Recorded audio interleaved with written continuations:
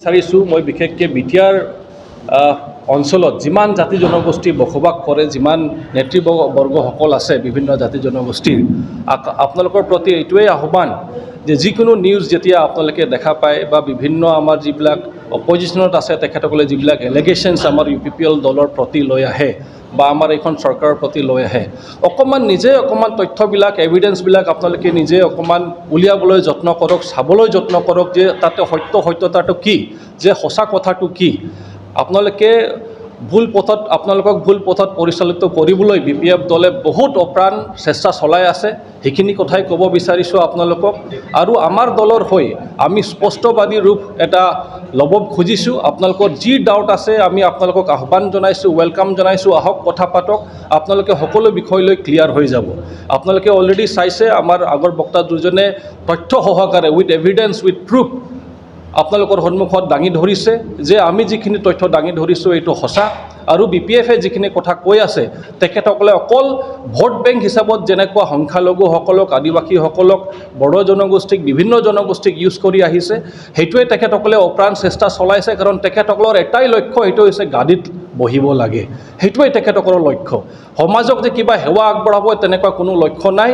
আমাৰ আগৰ বক্তাসকলে কৈছে না বড়ো জনগোষ্ঠী, না সংখ্যালঘু, না আদিবাসী, কাকো তেখেতসকলে চিনি নাপায়, অকল চিনি পায় ভোট বেংক হিচাপত তেখেতসকলে মানে গাদীত আহিবলৈ। এতিয়া বিশেষকৈ ক'ব বিচাৰিছোঁ যে যিসকল বিভিন্ন ৰায়টত আদিবাসী হওক, বড়ো হওক, আমাৰ সংখ্যালঘু হওক, তেখেতসকলক ছেটেলমেণ্ট কৰিবলৈ কি ব্যৱস্থা ল'লে? 17 বছৰত যে তেখেতসকল চৰকাৰত থাকিল, আৰু বিশেষকৈ তেখেতসকলৰ ৰিহেবিলিটেশ্যন ছেটেলমেণ্টৰ কথাটো বাদেই দিয়ক, মাটিৰ কথা, যিটো মাটি এলটমেণ্টৰ কথা, মাটিৰ বিষয়লৈ যিবিলাক ফৰেষ্টত আছে বা যিবিলাক এতিয়া ধৰক চৰকাৰী মাটিত আছে, তো ধৰক তেখেতসকলৰ খাছ লেণ্ডত আছে বা বিভিন্ন VGRত আছে, তেখেতসকলৰ কথা 17 বছৰত চিন্তা নকৰি যেতিয়া তেখেতসকলে মানে পাৱাৰত আছিলে, ক্ষমতাত আছিলে, যিহেতু তেখেতসকলে অকলশৰীয়াকৈ তেখেতসকলে মানে ক্ষমতাত আছিলে, ক'বলৈ গ'লে কোনো তেনেকুৱা ধৰণৰ ষ্ট্ৰং অপজিশ্যন নাছিলে, এলায়েন্সকতো পাত্তাই দিয়া নাছিলে, তেখেতসকলে অকলশৰীয়া মানে ৰাজত্ব কৰিছিলে।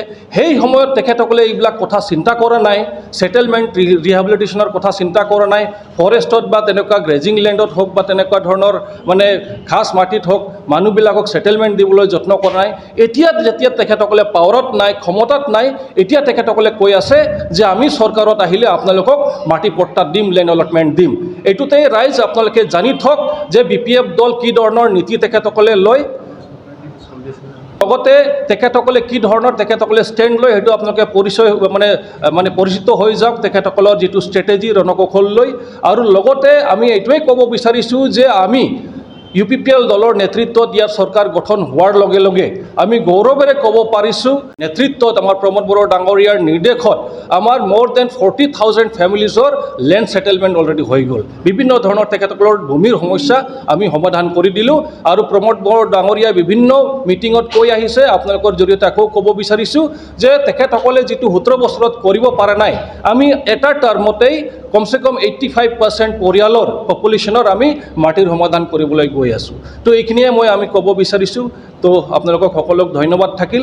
এইটোৱে আকৌ আহ্বান যে আপোনালোকে ভুল পথে পৰিচালিত নহ'ব, যিকোনো ডাউট আমাৰ লগত আহি বহক, সকলো কাৰণে আমি আহ্বান জনাইছোঁ, ৱেলকাম জনাইছোঁ। ধন্যবাদ।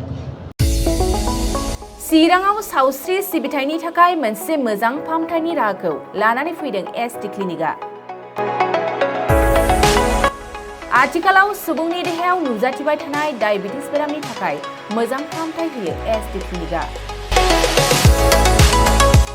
चिरां जिल्लानि SBI काजलगाव ब्रान्चनि लांगोनायाव फसंनाय SD क्लिनिकआव डायबिटिस बेरामनि अनगायैबो फाहामथाय होबावगोन लिभारनि जेंना आरो माखासे सरासनस्रा बेमारफोर।